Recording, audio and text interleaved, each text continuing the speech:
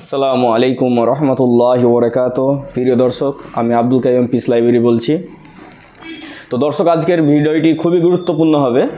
কারণ হচ্ছে যে আমাদের পাশে যে আমাদের মেহমান এবং আমাদের যে ভাই আব্দুল মালিক বিন ইদ্রিস, উনি উপস্থিত আছেন। যারা হয়তো আমাদের ভিডিও দেখছেন রেগুলার, তারা হয়তো 1 বছর আগে ওনার সাথে আমার ভিডিও দেখেছিলেন যে উনি মেহমানদারি আমাদের এখানে করে উনি কয়েক কেজি ওজন কমিয়ে নিয়েছিলেন।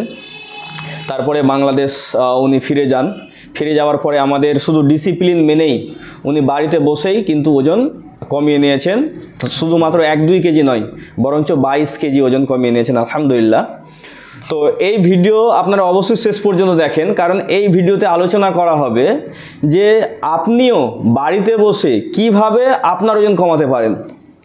মানে প্রত্যেক ব্যক্তিকে যে আমাদের পিস লাইব্রেরি ডায়াবেটিস সেন্টারে এসে আপনাকে যে ওজন কমাতে হবে, ব্যাপারটা এমন না। আপনি নিজেও বাড়িতে বসে ওজন কমাতে পারবেন, যেরকমভাবে আমাদের আব্দুল মালিক বিন ইদ্রিস ভাই উনি কমিয়েছেন আর কি। তো মূলত আজকে আলোচনা করা হবে সেই বিষয়টাই নিয়ে।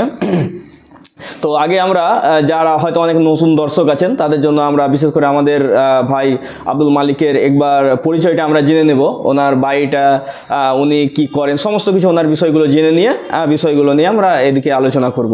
তো বিশেষ করে অবশ্যই ভিডিওটি আপনারা শেষ পর্যন্ত আপনারা দেখবেন, যে বিশেষ করে যারা ওজন কমাতে চান তাদের জন্য ভিডিওটি আজকের খুবই গুরুত্বপূর্ণ এবং ইন্টারেস্টিং হতে যাচ্ছে। যেহেতু যারা এখানে ওজন কমাতে আসেন তাদেরকে অনেক দূর থেকে কষ্ট করে এখানে আসতে হয়, বিভিন্ন সাপ্লিমেন্ট আমরা দিয়ে থাকি, বিভিন্ন খাবার দিয়ে থাকি, অনেক কিছু করা হয় আর কি, অনেক খরচও করতে হয়।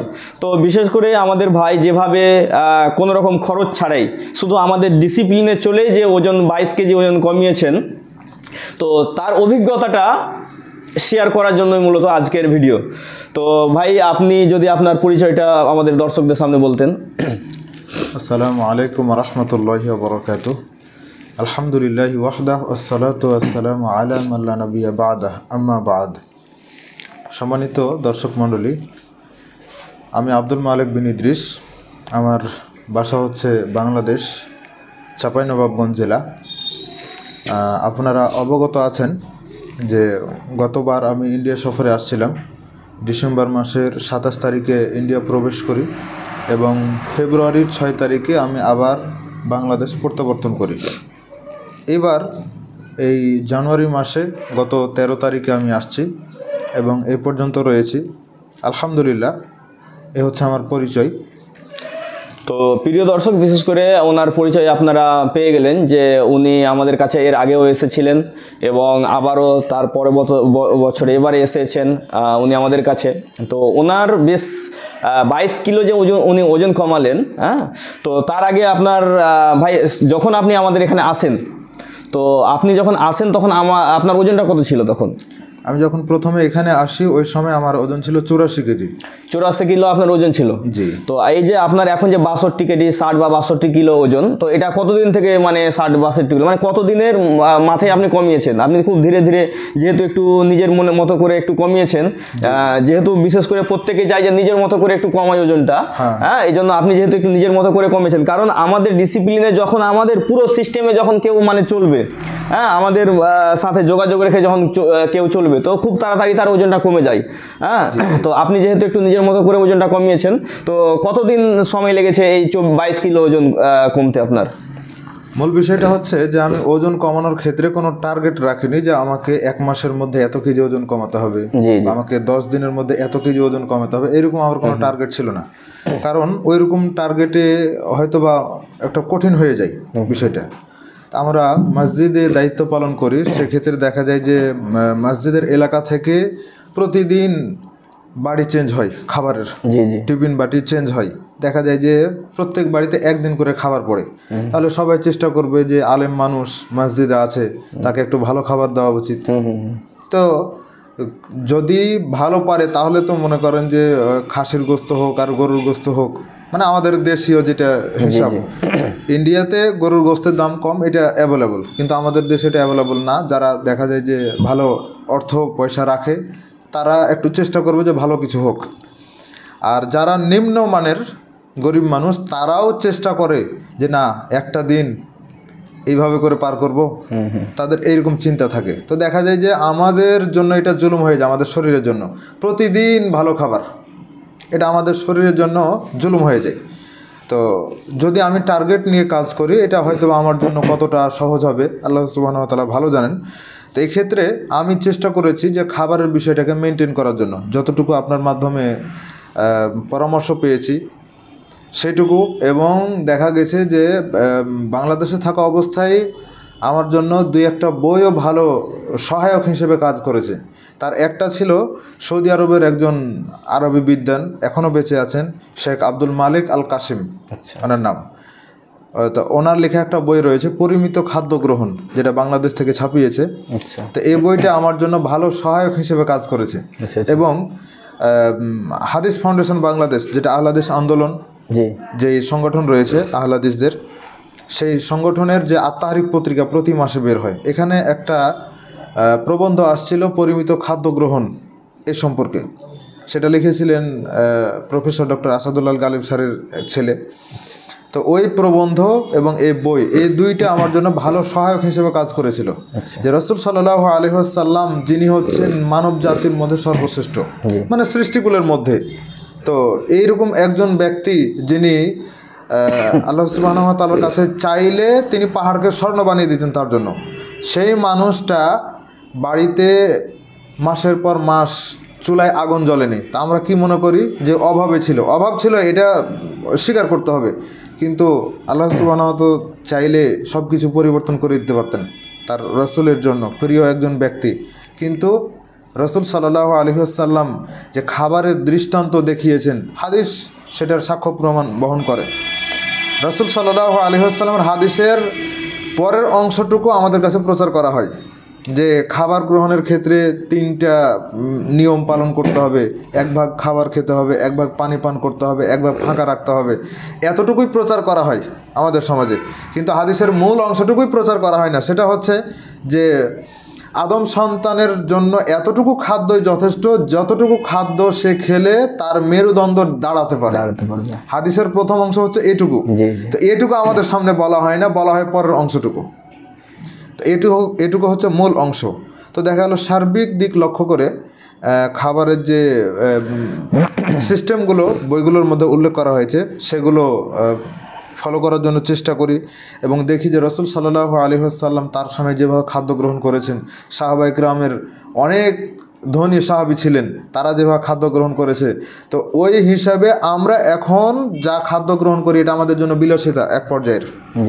এটা আমার মনে হয়। তা আমি এই জন্য খাবারের বিষয়টাকে আপনি যেভাবে পরামর্শ দিয়েছিলেন ঠিক সেইভাবে রাখার জন্য চেষ্টা করেছি।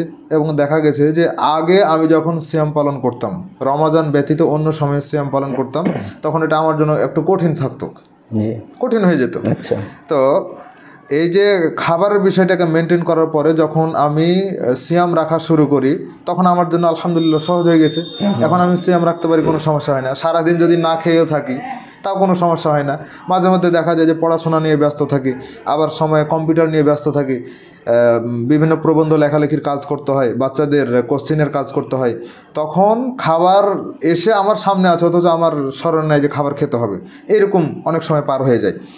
তো যার কারণে দেখা গেছে যে আমার বাড়ি কাছে ছিল, আমি খাবারগুলো বাসায় দিতাম, বাড়িতেও তারা উপকৃত হতো, আবার দেখা যেত যে এদিকে আমি আমার শরীরে উপকার পাচ্ছি আলহামদুলিল্লাহ। তো খাবারের বিষয়টা এভাবে এই পর্যন্ত এসেছে যে আমি অন্তত নিজের কন্ট্রোলে আনতে পেরেছি যে আমি যদি এখন আমার সামনে যদি অনেক দামি দামি খাবারও থাকে তাও আমি না খেয়ে থাকতে পারবো আলহামদুলিল্লাহ, কোনো সমস্যা নেই।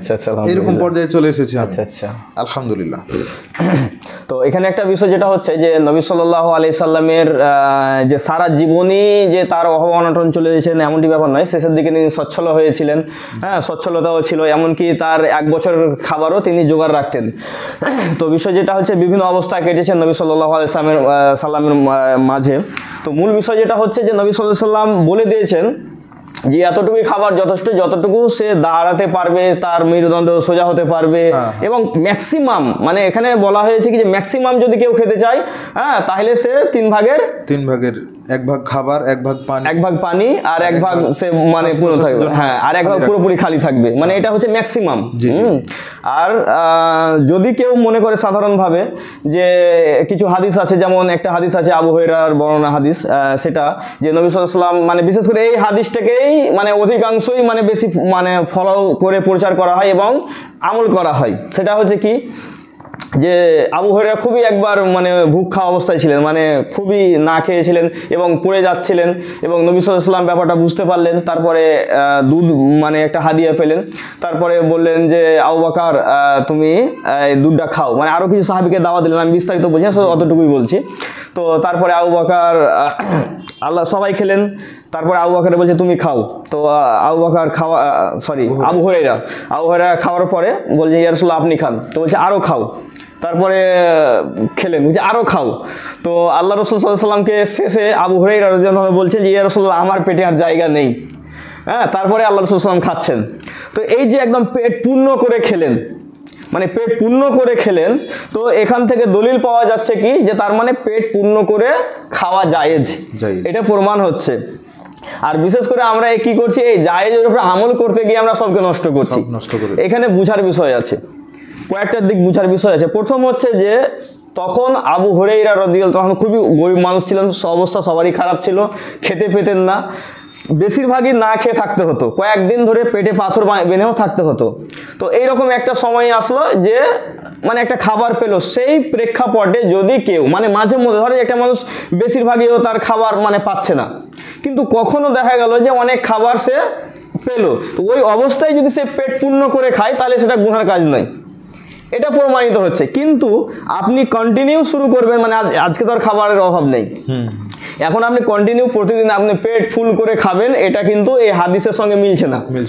এই হাদিসের সঙ্গে যদি পুরোপুরি মিলাতে চান তাহলে এটা করতে হবে কি যে আমাদের প্রতিদিন খাবার জুটছে না, একদিন পেলাম পেট পূর্ণ করে খেলাম, এটা ঠিক আছে, কিন্তু আপনি প্রতিদিন পেট পূর্ণ করে খাবেন, এটা কিন্তু মানে হাদিসের সঙ্গে মিলছে না, 1 নম্বর পয়েন্ট। দ্বিতীয় নম্বর হচ্ছে আল্লাহ রাসূল সাল্লাল্লাহু আলাইহি সাল্লাম বলছেন যে ব্যক্তি দুনিয়াতে বেশি খাবে কিয়ামতের দিন সে ভুক্ষা থাকবে, সহি হাদিস। তারপরে আরও হাদিস আছে যে আদম সন্তান যে সব নিকৃষ্ট পাত্রগুলো পূর্ণ করে তার মধ্যে হচ্ছে পেট, এই ধরনের আরও অনেক হাদিস রয়েছে।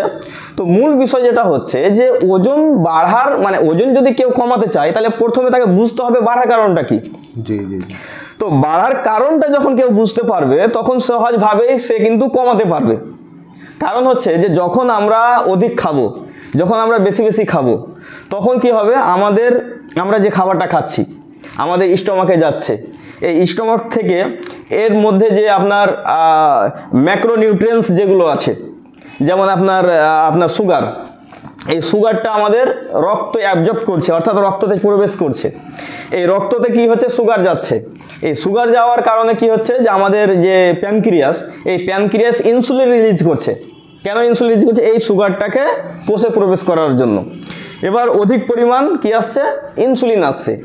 ইনসুলিনের কয়েকটি কাজ।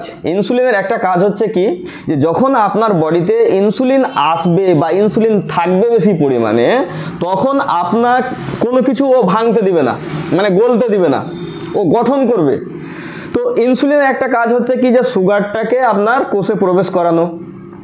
এখন আপনি যদি বেশি খান খেয়ে যান তাহলে ইনসুলিন আসছে, আর ইনসুলিন থাকা পর্যন্ত আপনার গলার কোনো সুযোগ নেই, বরঞ্চ আরও বাড়তে আছে। এবার এই যে সুগার আপনার কোষে যাচ্ছে, এবার কোষে কিন্তু একটা লিমিট আছে, একটা জায়গার একটা লিমিট আছে। এই লিমিট যদি ক্রস করে যায়, এই লিমিট ক্রস করে যখন যাবে তখন ও কি করবে, সেটাকে গ্লাইকোজেনে কনভার্ট করবে, মানে গ্লাইকোজেন হয়ে থাকবে। গ্লাইকোজেনের একটা পরিমাণ আছে, একটা নির্দিষ্ট পরিমাণ পর্যন্ত থাকতে পারবে। ও তখন কি করবে, এই গ্লাইকোজেন তখন ও ফ্যাটে পরিণত করবে, চর্বিতে পরিণত করবে। তখন কি হবে যে আমাদের বডিতে কিন্তু ফ্যাট জমা শুরু করবে, অর্থাৎ আমাদের ফ্যাটের সেলগুলো হয় বেশি পরিমাণ তৈরি হবে অথবা ফ্যাটের সেলগুলো বড় হবে। এখন আমরা খেয়ে যাচ্ছি, ফলে কি হচ্ছে, আমাদের ফ্যাট তৈরি হতে আছে, অর্থাৎ আমরা মোটাতে একদম অনেক মোটা হয়ে যাচ্ছি। তাহলে বোঝা গেল কি যে আমরা যদি অতিরিক্ত খাবার খাই, খুব বেশি খাবার খাই, ঘন ঘন যদি খাবার খাই, তাহলে আমাদের শরীরে ইনসুলিন আসবে, আর সেটাকে সেলে নিয়ে যাবে, সেলের কাছে গ্লাইকোজেন থাকবে এবং সেটা থেকে আবার চর্বিতে কনভার্ট হবে। এটা হচ্ছে প্রক্রিয়া।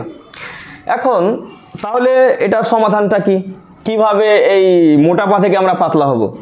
তো এর সাধারণভাবে যদি কেউ আমাদের এখানে যারা আমাদের দর্শকরা দেখছেন, যদি কেউ মনে করেন যে আমরা এখানে না এসেও আমরা চিকিৎসা আমরা আমাদের নিজে থেকে ঘরে বসে বসে আমরা এটা পালন করে আমরা যাতে ওজনটা কমাতে পারি, তার কিছু শর্টকাট টিপস দেন, তাহলে এর জন্য সোজা যেটা হচ্ছে সেটা হচ্ছে আপনি কি করবেন, আল্লাহ রাসূল সাল্লাল্লাহু আলাইহি ওয়াসাল্লাম সপ্তাহে 2টো রোজা রাখার জন্য বলেছেন।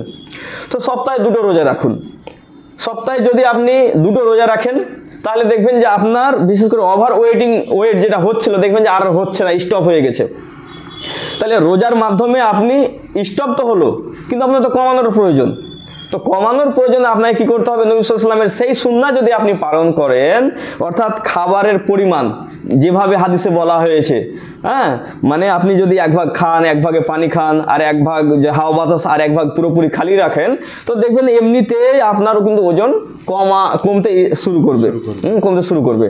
তো প্রথমে আমি যখন 10 কেজি ওজন কমাই, আমার নিজের কথা বলছি, হ্যাঁ, তখন আমি কিন্তু এভাবেই ওজনটা কমিয়েছিলাম, নফল রোজাগুলো রাখছিলাম, তারপরে খাওয়া দাওয়া যে খুব বেশি আগে পেট ভরে যে করছিলাম সেটা করছিলাম না, হ্যাঁ, শর্করা জাতীয় খাবারগুলো একটু কম থাকছিল, শাকসবজিগুলো একটু বেশি থাকছিল, এইভাবে কিন্তু আলহামদুলিল্লাহ আমি 3 মাসে 10 কেজি ওজন আমি কমিয়েছি, মানে খুব স্লোলিভাবে কমিয়েছি আর কি। তো বিশেষ করে এটা খুবই সহজ। এখন হয়তো অনেকেই আমাদের যারা দর্শক তাদের হয়তো প্রশ্ন আসতে পারে যে যদি এরকমভাবে করা হয় রোজা তো আমি রাখতে পারবো না, কারণ আমাকে অনেক খিদা লাগে, এইসবগুলো বেশ কিছু প্রশ্ন আছে। আর কিছু কারো সমস্যা থাকতে পারে, কয়েকটা সমস্যা। তার মধ্যে একটা সমস্যা হচ্ছে কি, একটা সমস্যা হচ্ছে যে আমাদের সিস্টেম আমরা যেভাবে এগুলো করতে বলি, দেখা যায় কারো প্রবলেম আছে, যেমন কারো অনেক খিদা, শুধু খাই, না খেলে ওর মাথা ঘুরে পড়ে যায়। তাহলে এইরকম ব্যক্তি যদি না খায় তাহলে তো তার সমস্যা, তাহলে সে কি করবে?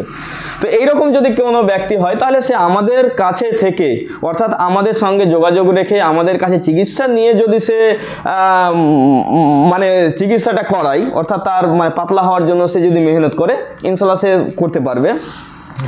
আর বিশেষ করে যারা এইরকম কিছু মানে মোটাপা যারা ব্যক্তি আছে, যে যারা বুঝছে সব, রোজা করতেও কোনো অসুবিধা নেই, কম খেতেও কোনো অসুবিধা নেই, কিন্তু একা যেন হচ্ছে না। যেমন একজন ডাক্তার আমাদের কাছে এসছে শুধু ওজন কমানোর জন্য, ভালো ডাক্তার, ভালো মানের ডাক্তার, নলেজ আছে ওর সব কিছুই, কিন্তু আমাদের কাছে কেন এসছে?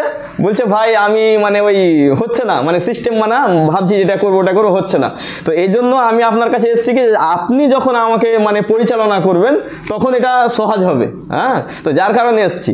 তো এইভাবে একজন ডাক্তার এসছে আমাদের কাছে চিকিৎসা করানোর জন্য, হ্যাঁ, সে সবই জানে, কিন্তু শুধুমাত্র আমাদের সিস্টেমে থেকে আমরা যখন যেটা বলবো সেই অনুযায়ী চলার কারণে কিন্তু উনি এসছেন আর কি। তো স্বাভাবিকভাবে যারা হয়তো যাদের সমস্যা তারা হয়তো আমাদের কাছে এসে আপনারা চিকিৎসা নেবেন, আর যাদের কোনো সমস্যা নেই আব্দুল মালিক ভাই যেভাবে নিয়ম পালন করেছেন সেভাবে আপনারা পালন করবেন। এখন আব্দুল মালিক ভাইকে আমরা জিজ্ঞাসা করব যে আপনি যেহেতু আপনি তো আমাদের পরামর্শ নিয়ে আলহামদুলিল্লাহ আপনি 22 কেজি ওজন কমিয়ে ফেলেছেন, তো আপনি সংক্ষেপে মানে অল্প কথার মধ্যে আমাদের দর্শকদেরকে বলেন যে আপনি ওজন কমানোর জন্য কি কি পথ অবলম্বন করেছেন, দিয়ে আপনি ওজনটা কমালেন। যদি আপনি বলতেন তাহলে আমাদের দর্শকরা উপকৃত হতো, যাতে তারা এখানে না এসেই যাতে তারা ওজনটা কমাতে পারেন। আলহামদুলিল্লাহ, ওজন কমানোর ক্ষেত্রে আপনার কাছ থেকে যে পরামর্শগুলো আমি পেয়েছিলাম সেগুলো ফলো করতে লেগে মাঝে মধ্যে দেখতাম যে আমার একটু সমস্যা হতো। সমস্যা বলতে যে মাঝে মধ্যে চোখ মুখ অন্ধকার হয়ে যেত, মাথা ঘুরতো। তখন আমি আপনাকে নক করেছি, আপনি তখন পরামর্শ দিতেন যে একটু ডাবের পানি খাওয়ার জন্য, তারপরে পানির মধ্যে একটু লবণ দিয়ে সেটা খাওয়ার জন্য, এভাবে বলতেন।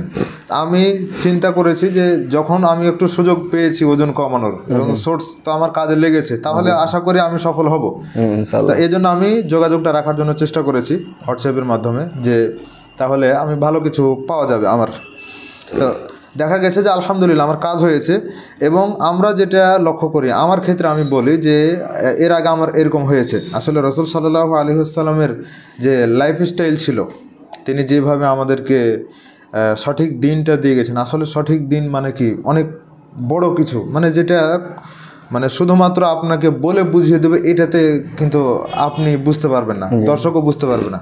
এটা নিজেও কিছু মেহনত করে বোঝার জন্য চেষ্টা করতে হবে। সেটা হচ্ছে যে রাসূল সাল্লাল্লাহু আলাইহি ওয়াসাল্লাম সিয়াম থাকাকালীন সময়ে তিনি যে সাহারি খেতে বলছেন, আমরা করি কি যে সারাদিন না খেয়ে থাকতে হবে, সাহারিতে ভালো করে খেয়ে নাও, এটা আমরা করি।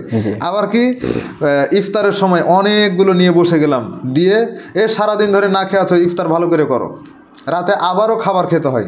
তা আপনার সাথে আমি পরামর্শকালীন সময়ে আমি উপকৃত হয়েছি এভাবে, এবং রাসূল সাল্লাল্লাহু আলাইহি ওয়াসাল্লামের হাদিসে দিয়ে খেয়াল করতাম যে শুধুমাত্র ইফতারের সময়কে আমাদেরকে খেজুর খেতে হবে, সাহারির সময়ও খেজুর খাওয়া আল্লাহ রাসূল। তা আমি যদি সাহারি ছাড়াই যদি আমি সিয়াম রাখি তবুও তো কোনো সমস্যা নেই। আল্লাহ রাসূলের হাদিসটা হচ্ছে যে ইহুদি খ্রিস্টানদের সাথে পার্থক্য করার জন্য, যেন তাদের বিপরীত করতে হয়, এই জন্য সাহারি। তাহলে আমি যদি কম খাই তাতে তো কোনো অসুবিধা নেই, অন্তত সাহারির হকটা আদায় হচ্ছে, বরকত আমি পাবো। তো এখানে দেখছি যে আমি যদি শুধুমাত্র খেজুরটা খাই তাহলে আমার জন্য সাহারির হকটা আদায় হয়ে গেল, যথেষ্ট।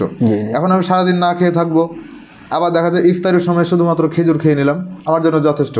বাকি আমার কাছে যে খাবারগুলো আসতো, বাড়িতে আমার আব্বা ছিল অসুস্থ, আমার দাদা, আমার মা সবাই রয়েছে, তাদেরকে আমি খাবারগুলো দিয়ে আসতাম, তাদের জন্য কাজে লাগতো, এদিকে আমিও খাবার থেকে বেঁচে যেতাম, আলহামদুলিল্লাহ।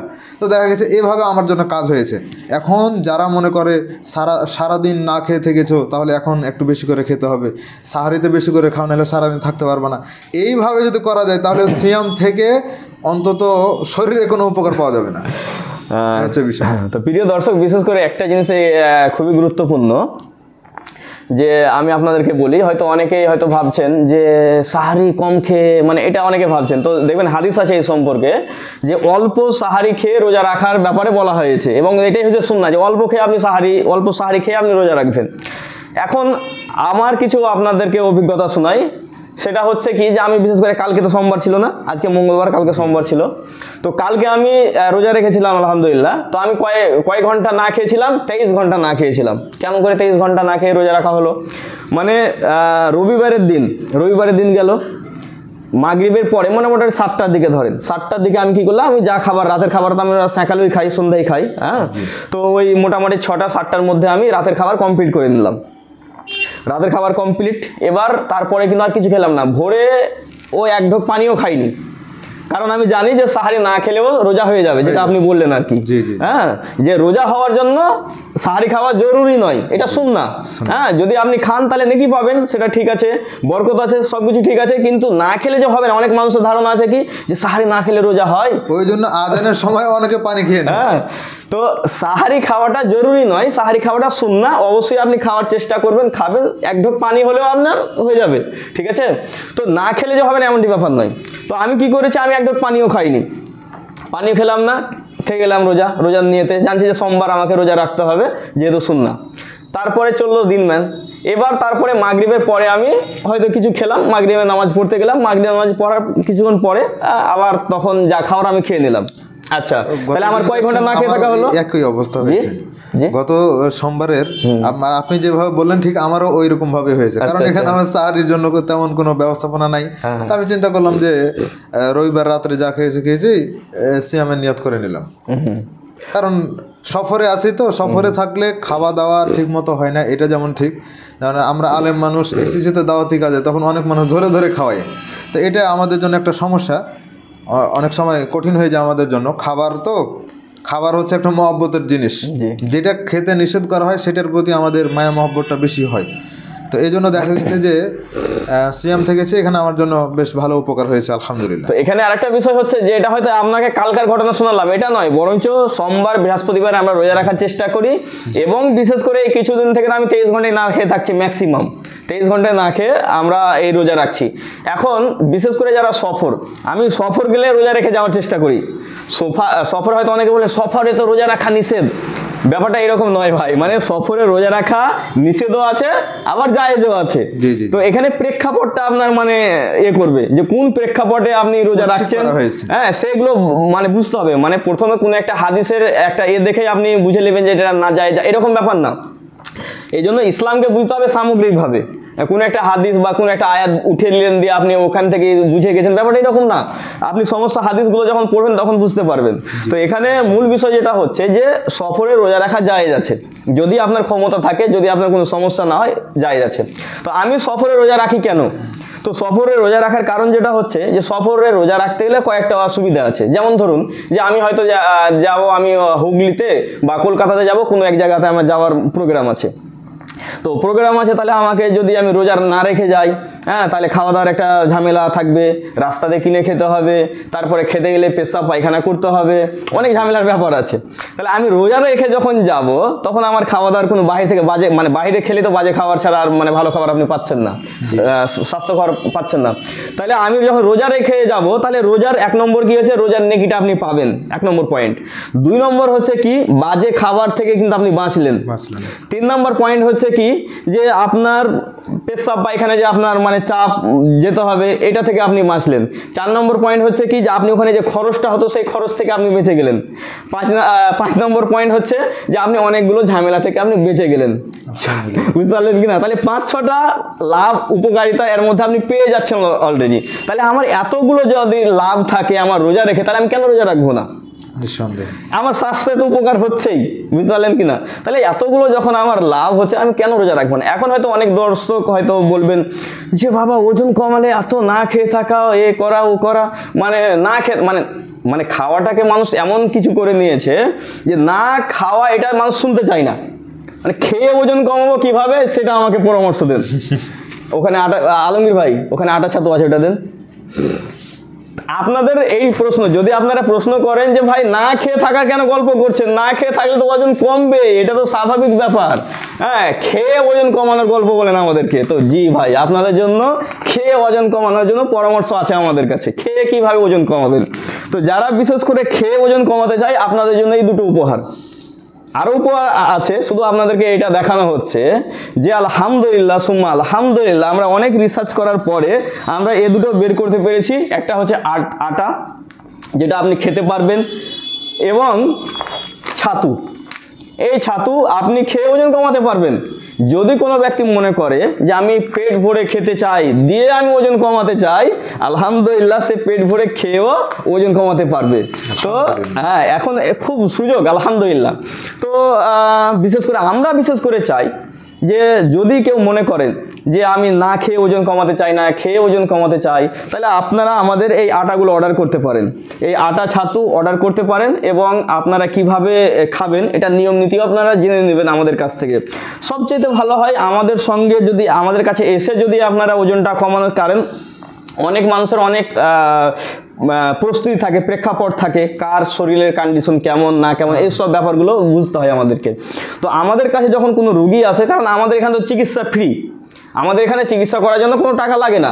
এখানে আপনি একবার অ্যাডমিশন হয়ে গেলেন, অ্যাডমিশন হওয়ার জন্য যা টাকা লাগলো বাস, চিকিৎসা করার জন্য আপনার কোনো টাকা লাগে না। আপনার যতদিন পর্যন্ত রোগ না ভালো হবে, আপনি প্রতি সপ্তাহে আসেন, মাসে আসেন, 2 দিন 3 দিন পর পর আমাদের সঙ্গে আপনি আসেন, কনসাল্ট করেন, কোনো ব্যাপার নেই, এর জন্য আপনাকে টাকা লাগবে না। তাহলে আমরা চাইবো কি, যে আপনি যদি আমাদের সঙ্গে সরাসরি যোগাযোগ করে আমাদের মানে আমরা হোয়াটসঅ্যাপ যে সার্ভিস আমরা দিই, আপনি কি খাচ্ছেন সেটা ছবি করে, হ্যাঁ, এবং আপনার বডির কন্ডিশন অনুযায়ী আমরা হয়তো কিছু সাপ্লিমেন্ট দিয়ে থাকি। যেমন আব্দুল মালিক ভাই বললেন যে কখনো কখনো আমার মাথায় চক্কর দিচ্ছিল, তখন আমাদেরকে নক করলেন যে ভাই আমার এই হচ্ছে, তাহলে কি করব, তখন তাকে আমরা পরামর্শ দিলাম। এই যে বিষয়গুলো, কিছু কন্ডিশন আপনার আসতে পারে, তো যদি সেই রকম কন্ডিশন আসে, হ্যাঁ, তখন আপনি আমাদের সঙ্গে কিভাবে যোগাযোগ করবেন। আর আমাদের তো যদি আপনি পেশেন্ট হিসেবে যদি আপনার নাম, আপনার এই এন্ট্রি যদি আমাদের কাছে না থাকে, তাহলে তো আমাদের কেউ আপনাকে মানে হেল্প করার চেষ্টা করবে না, কারণ প্রচুর যেহেতু আমাদেরকে মানে করতেই আছে, তো তাদেরকে আমাদেরকে হেল্প করাটা যেহেতু জরুরি, আমরা কথা দিয়েছি যে আপনাদেরকে আমরা ফ্রি সার্ভিস দেবো এগুলো। তো আপনারা আসেন এবং এসে আমাদের পিস লাইফের ডায়াবেটিস সেন্টারে এসে আপনারা আপনাদের চিকিৎসা নেন, হ্যাঁ, আপনাদের খেয়ে আপনারা ওজন কমান। সবচেয়ে বড় ব্যাপার যেটা হচ্ছে খেয়ে ওজন কমানো। এখন পর্যন্ত আপনারা শুনেছেন না খেয়ে থাকা, তো আরে ভাই, না খেয়ে তো সবাই ওজন কমাতে পারে, খেয়ে ওজন কমানোটা হচ্ছে সবচেয়ে বাহাদুরি ব্যাপার। তো খেয়ে ওজন কমানোর জন্য আলহামদুলিল্লাহ, যেমন আমাদের আটা দেখতে পাচ্ছেন, ছাতু দেখতে পাচ্ছেন, আলহামদুলিল্লাহ আমাদের নিমকি আছে, আমাদের বিস্কিট আছে, হ্যাঁ, সেগুলো আপনি খেতে পারবেন। তো চিন্তার কিছু ব্যাপার নয়, আপনারা খেয়ে ওজন কমাতে পারবেন।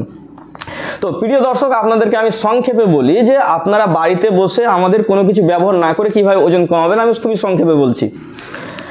সেটা হচ্ছে কি, যে প্রথম হচ্ছে যে আপনি যে খাবার বিষয় নিয়ে এতক্ষণ ধরে আলোচনা হলো, এটা আপনি বুঝতে পেরে গেছেন। তো আমি তারপরেও আমি আবার রিপিট করব, হ্যাঁ, তার সাথে আমি কিছু অ্যাড করব। সেটা হচ্ছে যে আপনি সকালে যে খাবার আপনি যত পারবেন দেরি করে খাবেন, সকালের খাবার যত পারবেন দেরি করে খাবেন। যদি আপনার খিদা না লাগে খাবেন না, মানে খিদা ছাড়া আপনি খাবেন না, 1 নম্বর কথা এটা মনে রাখবেন। খিদা লাগবে তো খাবেন, হ্যাঁ। সেটা হচ্ছে এরকম, হয়তো অনেকে মনে করতে পারেন যে আমি তো প্রতিদিন সকাল 8টার সময় খাই, তো 10টার সময় তো আমাকে খিদা লাগছে, তো আমি কীভাবে, তো আমার তো খাওয়ার টাইম উল্টাপাল্টা হয়ে যাচ্ছে। ভাই এই টাইম আপনি দেখবেন না, এই টাইম যদি আপনি দেখেন তো ভুল। কেন? আপনি ঘড়ি দেখেন, তো ঘড়িটা আপনি কি দেখছেন? দেওয়াল ঘড়ি দেখছেন আপনি, যে ঘড়িতে এতটা বাজছে। আমরা বলি দেওয়াল ঘড়ি নয়, আপনি দেহের ঘড়ি দেখেন, দেহের ঘড়ি দেখেন। দেহের ঘড়ি হচ্ছে বিজ্ঞানীদের ভাষায় এটাকে কি বলা হচ্ছে? সার্কাডিয়ান রিদম, যেটা বডি ক্লক, এটাকে বলা হয় সার্কাডিয়ান রিদম, বায়োলজিক্যাল ক্লক। এই ঘড়ি দেখেন, এই ঘড়ি যখন আপনাকে বলবে খাও তখন আপনি খাবেন। আর যদি দেওয়াল ঘড়ি দেখেন তাহলে আপনি ওভারওয়েট হবেন। তাহলে বডি আপনাকে যখন বলবে তখন খাবেন, 1 নম্বর পয়েন্ট। দ্বিতীয় নম্বর হচ্ছে রাতের যে খাবারটা আমরা সাধারণভাবে 9টা, 10টা, 11টার দিকে খাই, দিয়ে আমরা ঘুমিয়ে পড়ি। এই রাতের খাবারটাকে আপনাকে সন্ধ্যা 6টার মধ্যে খেতে হবে। সন্ধ্যা 6টার মধ্যে আপনি খাওয়া দাওয়া কমপ্লিট করেন। কমপ্লিট করার পরে আপনি রাত্রি 9টা, 10টার দিকে আপনি ঘুমান, তাহলে 3-4 ঘন্টা ওখানে গ্যাপ থাকছে খাওয়ার এবং ঘুমানোর মধ্যে। কেন? আপনি যখন ঘুমাতে যাবেন তখন আপনার আর ক্যালোরির প্রয়োজন নেই, হালকা সামান্য প্রয়োজন আছে, যেটা আপনার হার্টবিট করার জন্য, কিছু কাজের জন্য আপনার ক্যালোরির প্রয়োজন আছে। কিন্তু আপনি রাতে ঘুমানোর সময় অনেক ক্যালোরি খেয়ে আপনি ঘুমিয়ে গেলেন, এটা তো আর ইউজ করছেন না, আপনি তো কাজ কাম কিছু করছেন, আপনি ঘুমিয়ে গেলেন, তাহলে অনেক ক্যালোরি আপনার ভিতরে ভরলেন। অনেক ক্যালোরি ভিতরে ভরার কারণে আপনার কি হচ্ছে, যে এই ক্যালোরি কিন্তু আর কোনো কাজে ব্যবহার হচ্ছে না, ফলে আপনার বডিতে স্টক হচ্ছে, মানে ওভারওয়েট, চর্বি আকারে মানে জমছে, ফ্যাট আকারে জমছে। তাহলে কি হচ্ছে, যে আপনি কি করবেন, রাতের খাবারটা আপনি সন্ধ্যা 6টার মধ্যে আপনি খাওয়া দাওয়া কমপ্লিট করেন, তারপর রাত 9টা, 10টা থেকে আপনি ঘুমিয়ে যান। তাহলে এখানে যখন আপনি সকালও খেলেন, ঘুমিয়ে গেলেন, তারপর সকালের খাবারটা আপনি যত পারবেন দেরি করেন। আপনি হয়তো আগে 8টার দিকে খেতেন, বা 6টার দিকে খেতেন, বা 7টার দিকে খেতেন, আপনি দেরি করেন। দেরি করতে করতে আপনি 10টা পর্যন্ত যান। আপনি টার্গেট রাখেন যে 10টার সময় আমি খাবো, সকালের খাবার আমি 10টার সময় খাবো, তার আগে পানি আপনি খেতে পারেন, এটা করেন। আর রাতের খাবারটা সন্ধ্যা 6টার মধ্যে খাওয়ার টার্গেট করেন। আপনি দেখবেন যে অলৌকিকভাবে আপনি দেখবেন যে আপনার ওজন কমা শুরু করেছে। ওভারওয়েট যদি আপনি থাকেন, আপনার ওজন কমা শুরু করেছেন। আরেকটা কাজ করবেন কি, যখনই আপনি যে কোনো খাবার খাবেন, হ্যাঁ, সবসময় আপনি খুচুর কোনো খাবার খাবেন না। কারণ যখনই আপনি খুচুর কোনো খাবার খাবেন, তখন কি হবে, আমাদের বডিতে ইনসুলিন আসবে, আর ইনসুলিন কিন্তু আপনার চর্বি গলতে বাধা দিবে। এই জন্য যখন তখন খাবেন। আপনার অনেক কিছু খাওয়ার ইচ্ছা, এটা ওটা এটা খাওয়ার ইচ্ছা, ঠিক আছে, আপনি যে দুপুরে যখন খাবার খাবেন না, তখনই আপনি খান, একসঙ্গে খান, মানে আধা ঘন্টার মধ্যে আপনি সব কিছু খান। কিন্তু আপনি ভাবলেন যে দুপুরে খেলাম, ফের 1 ঘন্টা পরে আমি এটা খেলাম, ফের 1 ঘন্টা পরে আমি এটা খেলাম, না, এটা করবেন না। আপনার যদি খেতে ইচ্ছা হয় তাহলে ওই একই সঙ্গে আপনি খেয়ে নেন, তারপরে আপনি গ্যাপ রাখেন, পানিটা যে কোনো সময় খেতে পারেন। আরেকটা জিনিস মাথায় রাখবেন, যে বিশেষ করে শর্করা যে খাবারগুলো, যেমন আমরা ভাত খাই, বিশেষ করে আমরা ভেতো বাঙালি, সাদা চালের আমরা ভাত খাই, তো আমরা সাদা চাল তো আমাদের যা ক্ষতি করছে, তো আপনি যদি না ছাড়তে পারেন সাদা চাল, ঠিক আছে, সাদা চাল খান, তবে সবজিটাকে বেশি করে খান, এবং তার সাথে আপনি কী করবেন, স্যালাডগুলো আপনি অ্যাড করেন, স্যালাডটা আগে খেয়ে নেবেন। সেখানে আপনার শসা, গাজর, বিট, টমাটো, কাঁচা পেঁয়াজ, বিভিন্ন রকম থাকতে পারে। আপনাকে 2 রকম ভালো লাগে, 2 রকমই খান, সমস্যা নেই যে আপনাকে যতগুলো বললাম এতগুলোই খেতে হবে। আপনি হয়তো শসাই ভালো লাগে, শসাই আপনি শুধু খান, কিন্তু আগে আপনি খান। তাহলে কি হবে, যে আপনি এগুলো খান, তারপরে আপনি ভাতটা অল্প পরিমাণ নেবেন, এবং সবজিটা যাতে আপনার বেশি থাকে। মাছ মাংস ডিম খান, নিষেধ নয়, আমরা মাছ মাংস খেতে নিষেধ করছি না, আপনি খান। তাহলে কি হচ্ছে, যে এই পদ্ধতি মেনে যদি আপনারা করেন, দেখবেন ইনশাআল্লাহ খুব শীঘ্রই কিন্তু আপনার মাসে আপনি 5 থেকে 10 কেজি ওজন কমাতে পারবেন, যদি নিয়ম মেনে চলেন। আর যদি কারো অসুবিধা হয়, কেউ যদি মনে হচ্ছে যে আমার এই সমস্যা হচ্ছে বা এই করতে পারছেন না, তাহলে আমাদের পিস লাইব্রেরি ডায়াবেটিস সেন্টার আলহামদুলিল্লাহ আপনাদের জন্য খোলা আছে। আপনারা শুক্রবার বাদে প্রতিদিন আপনারা এখানে আসতে পারেন। আর এটা তো অ্যাড্রেস আপনারা হয়তো অনেকেই জানেন, তারপরেও আমি বলে দিচ্ছি, আমাদের অ্যাড্রেস হচ্ছে, এটা হচ্ছে ভারত। আমাদের সাথে বাংলাদেশি ভাই আব্দুল মালিক আছেন, হয়তো যারা হয়তো বিদেশ থেকে দেখছেন, তো তারা হয়তো ভাববেন যে এটা বাংলাদেশ, না ভাই, এটা হচ্ছে ইন্ডিয়া। আমাদের অ্যাড্রেস জেনে রাখুন, আমাদের এটা হচ্ছে কি ইন্ডিয়া। এটা ইন্ডিয়ার অনেকগুলো রাজ্য আছে, তার মধ্যে এটা হচ্ছে পশ্চিমবঙ্গ, ওয়েস্ট বেঙ্গল যেটাকে বলা হয়। এটা হচ্ছে ওয়েস্ট বেঙ্গলের মধ্যে আবার অনেকগুলো জেলা আছে। এটা হচ্ছে মুর্শিদাবাদ জেলা। এই মুর্শিদাবাদের মধ্যে অনেকগুলো শহর আছে, তার মধ্যে এটা হচ্ছে ধুলিয়ান শহর। এই ধুলিয়ান শহরের মধ্যে অনেকগুলো গ্রাম আছে। এটা হচ্ছে Shekhpur Chandpur bridge, Jharkhand border, piece library diabetes centre. তো আপনারা আমাদের সঙ্গে যোগাযোগ করবেন, আমাদের ওয়েবসাইটে যাবেন।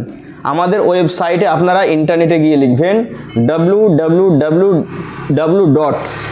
তারপরে লিখবেন mdabdulqayyum.com। এই mdabdulqayyum.com আমাদের ডেসক্রিপশনে পেয়ে যাবেন আপনারা। এই mdabdulqayyum.com-এ আপনারা যখন যাবেন আমাদের চলে আসবে ওয়েবসাইট, সেখানে আপনি রেজিস্ট্রেশন করবেন। রেজিস্ট্রেশন করার পরে আপনি সেখান থেকে অ্যাপয়েন্টমেন্ট নেবেন এখানে চিকিৎসা করার জন্য।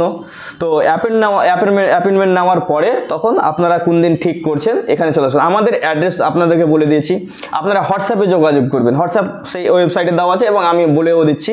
আমাদের হোয়াটসঅ্যাপ নাম্বার হচ্ছে 9732624907। আমি আবারও নাম্বারটি বলছি, 9732624907। এই নাম্বারে আপনারা হোয়াটসঅ্যাপ করবেন অথবা কল করবেন। কেউ যদি ওয়েবসাইট এতগুলো যদি আপনারা না বুঝেন, কোনো রকমভাবে ভিডিওটা দেখছেন এতটুকুই, তাহলে আপনারা করবেন ওই যে ফোন নাম্বার বললাম, এই ফোন নাম্বারে আপনারা কি করবেন, ফোন নাম্বারে হোয়াটসঅ্যাপ করবেন। বলে হোয়াটসঅ্যাপও আমি বুঝি না, ঠিক আছে, বোঝার দরকার নাই, আপনি কল করবেন, সরাসরি কল করে বিস্তারিত কথা বলে আপনি আমাদের কাছে আসার চেষ্টা করবেন। তো বিশেষ করে আমাদের আশা করি বিশেষ করে আপনার ওজন কমানোর জন্য পূর্ণাঙ্গ পরামর্শ দিতে পেরেছি। তারপরেও যদি কোনো দর্শকদের যদি কোনো প্রশ্ন থাকে তাহলে আমাদের কমেন্ট বক্স খোলা থাকে, কমেন্ট বক্সে আপনারা প্রশ্ন করবেন। ইনশাল্লাহ আমরা চেষ্টা করব আপনার সেই কমেন্ট নিয়ে আলাদা একটা ভিডিও করা, কারণ অনেক মানুষ অনেক সমস্যায় মানে পড়তে পারেন বা অনেকেই প্রশ্ন জাগতে পারেন, তো যেটা হয়তো এই ভিডিওর মাধ্যমে আমাদের হয়তো মেসেজটা দেওয়া হয়নি। তো আপনারা কি করবেন, কমেন্ট করবেন, অথবা সবচেয়ে ভালো হবে কমেন্ট করবেন। কমেন্টে আমরা কি করব, আপনার সেই কমেন্টটা থেকে আমরা নিয়ে তখন আমরা আরেকটা ভিডিও বানিয়ে আমরা তখন দিব। আপনারা আমাদের চ্যানেলটা সাবস্ক্রাইব করে রাখবেন। আমাদের চ্যানেল হচ্ছে পিস লাইব্রেরি এবং এমডি আব্দুল কাইয়ুম একটা চ্যানেল আছে, সেখানে যেখান থেকে আপনারা দেখছেন আপনারা চ্যানেলটা সাবস্ক্রাইব করে রাখবেন।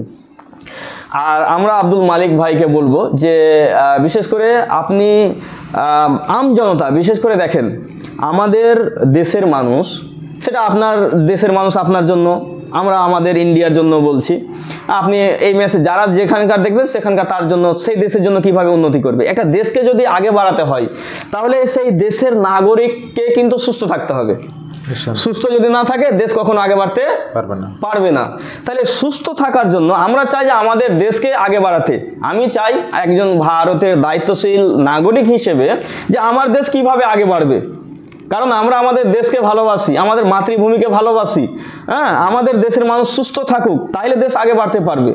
তো এর জন্য বিশেষ করে অনেক অসুস্থ মানুষ, মানে এগুলোকে মনে যদিও অনেকে করে না যে আমি অসুস্থ, কিন্তু ওভারওয়েট মানে অসুস্থ। তো এই মানুষগুলোকে আপনি মানে কি উপদেশ দিবেন, শেষে আপনার উপদেশটা বিশেষ করে আমাদের দর্শকদের শুনিয়ে আমরা বিশেষ করে ভিডিও থেকে বিদায় নিতে চাইছি। আলহামদুলিল্লাহ, দীর্ঘ সময় ধরে আপনারা আলোচনা শুনলেন, পরামর্শ দিলেন আব্দুল কাইয়ুম ভাই ওজন কমানোর বিষয়ে। খাবারের বিষয়টাকে আমরা আজকের এই আলোচনায় প্রাধান্য দিচ্ছি যে এই বিষয়ে আপনাদের প্রতি আমাদের পরামর্শ থাকবে যে আমরা যে খাবারগুলো খাই, অনেক সময় দেখা যায় যে হোটেলে খেতে গিয়ে খাবার নষ্ট করি, আবার দেখা যায় যে বিভিন্নভাবে টাকা পয়সাও নষ্ট হচ্ছে, খাবারও নষ্ট হচ্ছে, সব দিক দিয়েই দেখা যাচ্ছে আমরা ক্ষতিগ্রস্ত হচ্ছে। তো সেখান থেকে বাঁচার জন্য আমরা যদি পরিমিত খাদ্য গ্রহণ করি এবং এই সম্পর্কে যে বই পুস্তকগুলো রয়েছে, তারপরে আব্দুল কাইয়ুম ভাইয়ের চেম্বার রয়েছে, পিস লাইব্রেরি, এখান থেকে পরামর্শ নেন। আরও বিভিন্ন জায়গাতে যেখানে যেখানে এইরকম সুযোগ রয়েছে, পরামর্শ নিয়ে যদি আপনি কাজ করেন তাহলে দেখবেন যে আপনি আপনার দেশের জন্য যেমন একটা সুনাগরিক হিসেবে থাকবেন, ঠিক তেমনইভাবে আপনার দেশও এগিয়ে যাবে সামনে। তো এই জন্য আপনাদের প্রতি এটাই আমাদের পরামর্শ থাকবে যে আপনারা খাবারের বিষয়টাকে একটা সঠিক অভ্যাসের মধ্যে নিয়ে আসেন, তাহলে দেখবেন যে আপনার নিজের উপকার হবে, আপনার পরিবারে যারা রয়েছে তাদের জন্য উপকার হবে, মানে আপনাকে দেখে দেখে পরিবার শিখে, এই জন্য তাদেরও উপকার হবে। তারপরে দেখা যাবে যে আপনার দেখে দেখে সবাই শিখবে, তারা দেখবে, জানবে, বুঝবে, আপনাকে দেখে অনুকরণ করার জন্য চেষ্টা করবে। এক্ষেত্রে সবাই উপকৃত হতে পারবে। তো আমরা আজকে এখান থেকে বিদায় নিচ্ছি। আল্লাহ সুবহানাহু ওয়া তাআলা আমাদের সকলকে কবুল করুন, যেন আমরা সবাই হকের উপরে থাকতে পারি, যেন আমরা সবাই খাবারের বিষয়টাকে মাথায় রেখে যেন পরিমিত খাদ্য গ্রহণ করতে পারি। আল্লাহ সুবহানাহু ওয়া তাআলা আমাদেরকে অপচয় থেকে হেফাজত করুন, যাবতীয় পাপ থেকে হেফাজত করুন, আমাদের জীবনের গুনাহগুলোকে আল্লাহ তাআলা ক্ষমা করুন। আল্লাহুম্মা আমিন। আসসালামু আলাইকুম ওয়া রাহমাতুল্লাহি।